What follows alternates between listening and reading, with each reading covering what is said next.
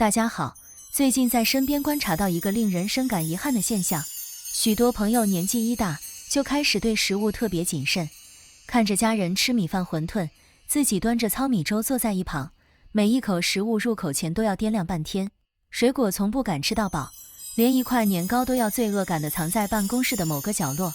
这样的日子少则1-2年，多则10几年，这么多年的自律和牺牲，却换来体检报告上一个比一个高的数字，那种无力感和委屈用言语很难形容。有许多人曾经反复问，为什么我付出这么多努力，身体的反馈却这么令人失望呢？每当看到这样的疑惑和沮丧，心里就想替他们说出一句话，也许这个问题并不在于你不够努力，真正的答案可能藏在我们对饮食本质的误解当中。其实这个问题背后隐藏着一个极其重要的真相。根据多年的观察和临床数据统计，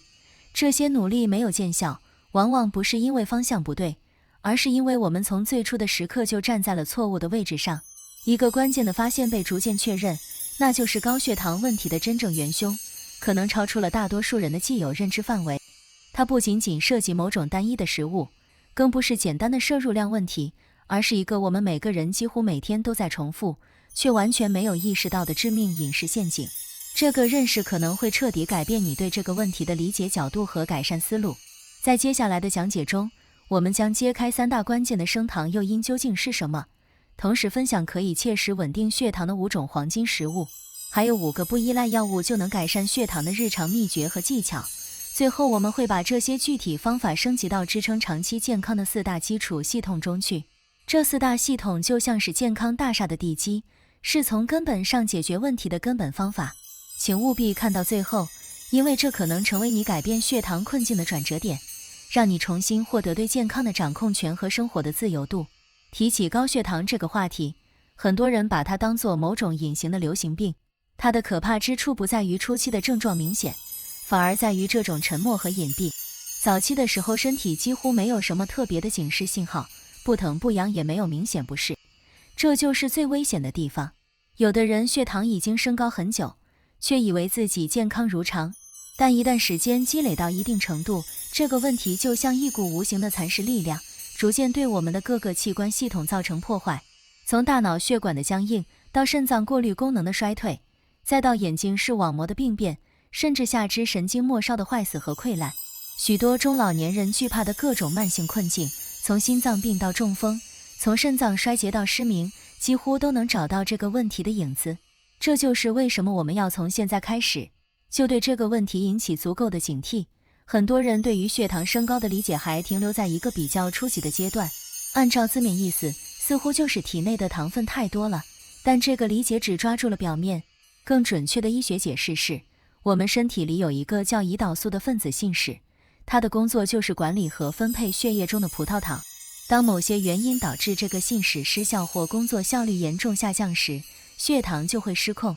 这分为2种情况，第一种是这个信使彻底停止工作，身体无法自己生成足够的胰岛素，这种情况叫第1型糖尿病。通常这是先天性的，比较年轻就会发病，需要终身注射胰岛素来维持生命。但全球的糖尿病患者中，超过90%得的是第2型。在第2型的情况下，信使还在工作，但它已经变得非常疲惫，工作效率每况愈下，或者是身体的各个细胞干脆就开始无视它的指挥。这个区分很重要。想象这样一个场景，胰岛素这位工人每天的任务就是把血管里流动的葡萄糖一次次地送进各个细胞，让它们获得生存和工作所需的能量。他会走到细胞的门前，很有礼貌地敲门说，我来送能量了。健康的细胞门铃灵敏，立刻就会打开，把葡萄糖接收进来，细胞得到滋养，身体获得活力。但在血糖失控的身体里，问题出现了，细胞的接收器变得越来越迟钝，甚至完全坏掉。这个过程叫做胰岛素抵抗。工人敲了半天门，细胞就是听不见，也理都不理他，任凭他怎么敲，就是没有反应。医学上把这个现象叫做胰岛素抵抗。后果是什么呢？大量的葡萄糖无法进入细胞，只能在血管里堆积和流动，血糖浓度自然就会持续上升。长期这样会对血管内壁造成各种化学性的伤害和氧化应激。那么到底是什么诱发了这个恶性循环呢？虽然影响因素很多很复杂，遗传、肥胖、缺乏运动都参与其中。但如果要指出最关键的那个，毫无疑问就是我们的饮食习惯。更进一步地说，问题的核心在于我们对碳水化合物的错误认知和使用。不是所有的碳水化合物都是坏东西，真正的问题在于我们习惯性的摄入过多的精加工碳水和简单碳水。这些食物的一个共同特点就是被身体吸收的极快，会导致血糖在短时间内猛烈上升，就像坐了一场血糖过山车。每一次这样的冲高都会给胰岛素工人带来巨大的工作压力和疲劳，长期承受这种压力，它当然会加速衰退。我们的细胞也会因为长期被这种血糖波动冲击，逐渐变得麻木和失去反应。我把这些危险的食物分为3大类。第一类是我们生活中最常见也最容易上瘾的精白类食物，白米饭是最典型的代表，是无数亚洲家庭的主食主角。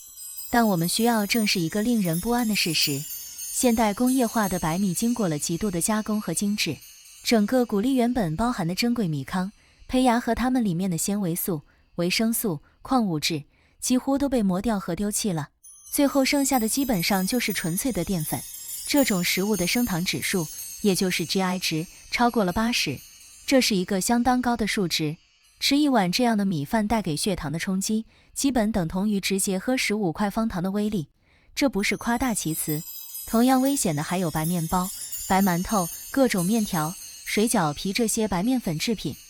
有些的 GI 值甚至逼近90，简直是血糖的爆炸装置。它们进入消化系统后，几乎在瞬间就被分解成葡萄糖，每一次摄入都是在给胰岛素工人一次沉重的压力考验。还有第3个危险分子是白砂糖，不管是烹饪时加入的调味，还是藏在各种点心糕点里的隐形糖，它都是血糖最直接的燃料。它能在几分钟内就让数值飙升到令人担忧的高度。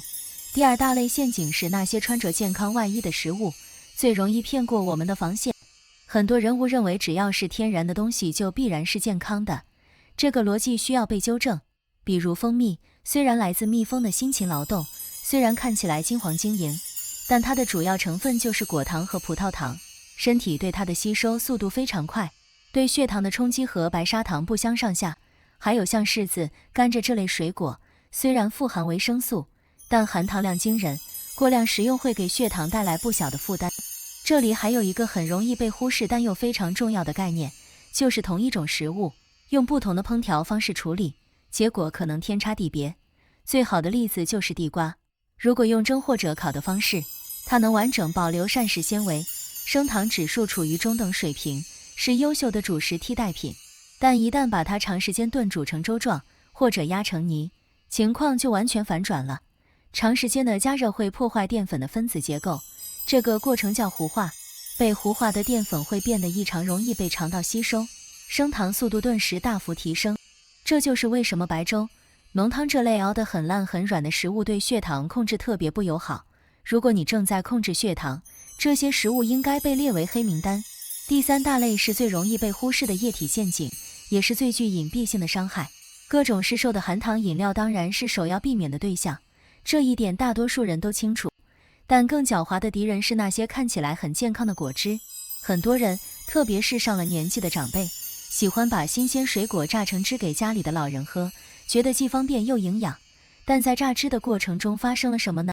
水果最有价值的膳食纤维几乎被完全过滤掉了，剩下的基本上就是浓缩的果糖。这些果糖需要肝脏承担特殊的代谢任务，一旦量太大，肝脏就会处理不过来，干脆把它们转化成脂肪储存起来。这不仅容易引发脂肪肝这种现代病，还会反过来加重全身的胰岛素抵抗，形成一个非常恶劣的恶性循环。因此最实用的建议就是，吃完整的水果，永远不要用果汁来代替。揭露完这3大危险因素，我们也不能让整个话题陷入一片黑暗的恐慌中。其实有个很令人欣慰的事实，一个改变局面的重要真相：大自然是公平的，它充满智慧。既然有会伤害血糖的食物，也必然有能帮助稳定血糖的食物。关键就在于我们是否懂得去选择和利用它们。根据临床观察和营养学研究，有5大类救星食物值得推荐和信任。第1类救星是全谷类和杂粮，其中最值得推崇的是燕麦。燕麦和白米饭有着本质的区别，它经历的加工流程最小化，保留了完整的谷物营养。最关键的是，它富含一种叫做贝塔葡聚糖的水溶性膳食纤维。这个物质进入肠道后会膨胀成像海绵一样的粘性凝胶，能把我们同时摄入的其他食物中的糖分包裹起来，让糖分的释放速度大大减慢，这样血糖上升就会平缓得多，不会暴起暴落。长期坚持吃燕麦还能改善胰岛素的敏感度，让细胞对胰岛素信号的反应重新变得灵敏起来。第二类救星是各种豆类食物，黄豆、黑豆、红豆、鹰嘴豆，这些都是优秀代表。豆类的优势概括起来就是3低一高，即低升糖指数、低脂肪、低热量，却有高膳食纤维和高优质蛋白。它们不仅能提供长久的饱腹感，减少进食的冲动，其中丰富的镁离子和钾离子还是胰岛素正常发挥功能时不可或缺的辅助物质。豆类中还含有特殊的物质，能够帮助改善胰岛素的工作效率。第三类救星是各种坚果类。很多人一听到坚果就下意识地觉得油脂太多会增加体重，实际上坚果里的油脂以不饱和脂肪酸为主，这种好脂肪本身几乎不会引起血糖上升。更妙的是，在进餐时搭配一小把坚果，它能像压舱石一样稳定整顿饭的消化速度，延缓淀粉的吸收，让餐后的血糖曲线变得平缓温柔。当然要记得选择无盐原味的，每天一小把就足够，绝对不能过量。第四类救星是优质蛋白质，特别推荐各类鱼肉。鱼肉的升糖指数大约只有40，属于非常低的水平。它提供优质蛋白质的同时，能显著减慢碳水化合物的消化速度。像鲑鱼、秋刀鱼这样的深海鱼还富含 Omega-3 脂肪酸，这种成分对于保护心血管健康有显著的帮助。这也解释了为什么传统日本饮食在全球被认为最健康。他们的糖尿病并发症比例也相对较低，和他们日常饮食中对鱼类的重视有密切关系。第五类救星是某些特殊的蔬菜。青花菜里含有一种被称为萝卜硫素的物质，现代医学研究发现它能帮助身体降低血糖水平，改善胰岛素抵抗。苦瓜自古在民间就被称为植物胰岛素，其中的活性成分已被科学验证能够改善血糖代谢。虽然不能代替药物，但作为日常饮食的补充是非常有价值的。还有山药、红萝卜、洋葱这些蔬菜都有助于血糖的稳定。了解了什么该吃什么该避免以后，更关键的问题是怎么吃。有些看似微不足道的小习惯，只要长期坚持，效果可能比用药还要显著。有5个经过科学验证的生活秘诀值得分享。第一个秘诀是调整吃饭的顺序，请试着把吃饭的逻辑反转，先吃大量的蔬菜，然后吃鱼肉这样的蛋白质，最后再吃米饭或面条这样的主食。原理很简单，先摄入的蔬菜含有大量膳食纤维，会在胃里形成一道屏障，就像先铺了一层厚厚的防护毯，这样后面吃下去的淀粉就会被大大延缓吸收，餐后血糖的峰值会被削弱很多，不会那么陡峭。还有个小技巧是吃饭时搭配一小碟醋，用开水稀释后，每吃几口就配一小口。醋酸能帮助抑制淀粉分解酶的活性，对于平稳血糖很有帮助。第二个秘诀是细嚼慢咽。现代人生活节奏快，吃饭常常狼吞虎咽，3下5除2就完成一餐，这对血糖控制非常不利。请刻意练习，每一口饭至少在嘴里咀嚼30次再吞下去。这样做有2个重要好处。首先，充分咀嚼能让大脑有足够时间接收到饱腹信号，避免不知不觉摄入过量。其次，唾液里本身含有淀粉酶，充分咀嚼等于是把消化的第一步工作提前在口腔里完成，这能大大减轻胰腺的后续压力，避免血糖猛然冲高。第三个秘诀是利用餐具的心理学作用，把家里吃饭的大碗换成小号碗，分量少了，但在视觉上依然满满的，能满足心理预期，不会产生委屈感。使用重一点的筷子或汤匙会让我们不自觉地放慢吃饭速度。尽量用那种有分隔的餐盘，它能时刻提醒你每顿饭都要有足够的蔬菜，一份蛋白质和较少的主食。把饼干、糖果这些高糖零食都收到柜子深处，遵循眼不见为净的原则，能有效减少无意识的摄取。第4个秘诀是调整生理时钟。睡眠不足会刺激身体分泌一种叫皮质醇的压力荷尔蒙，这个荷尔蒙会和胰岛素唱反调，导致血糖上升。所以要尽量避免熬夜，把晚餐时间尽可能提前。理想情况下，晚餐应该在睡前的4到5小时前进行，这样能确保在上床时血糖和胰岛素水平都已回归平稳。如果夜间饿了想吃宵夜，千万不要碰泡面或饼干，可以改成喝1小杯无糖酸奶，吃几颗坚果或喝温牛奶，这些都是血糖友好的选择。第5个秘诀是关于酒精的讲究。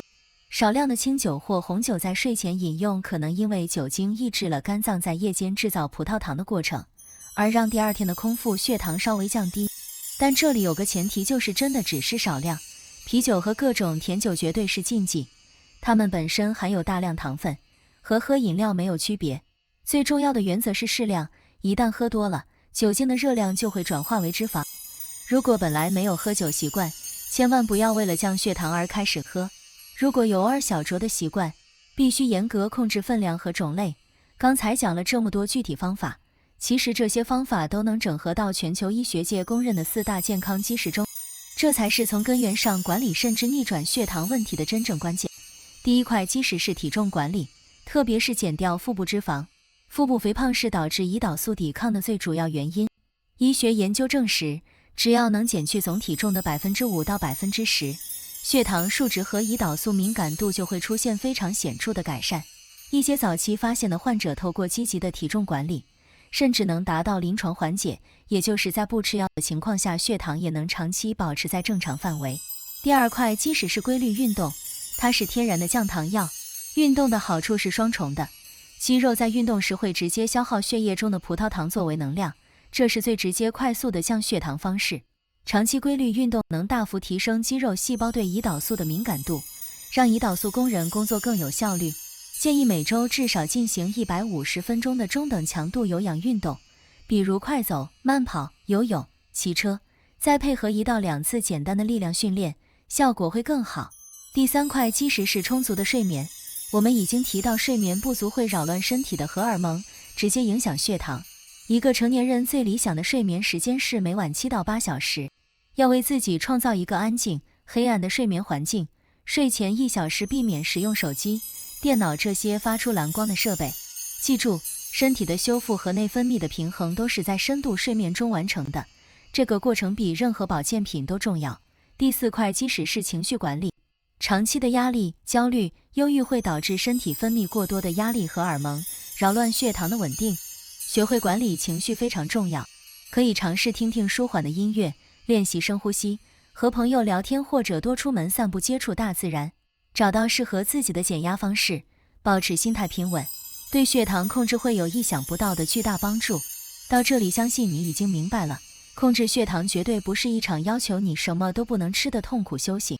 它更像是一场需要发挥智慧去选择的人生游戏。关键不在于剥夺，而在于替换和平衡。用全谷杂粮替换精致的米面，用吃完整的水果替换喝果汁，用出门散步替换长时间久坐。从今天起，从刚才分享的这些方法里选择一个你觉得最容易做到的开始改变。也许是今天晚餐就试试先吃菜再吃饭，也许是把家里的零食都藏起来，又或者只是提醒自己吃饭时每一口都多嚼几下。每一个微小的改变，只要你坚持下去，累积起来，都将成为你迈向健康长寿的最坚实的基石。好了，希望今天的分享对你有帮助，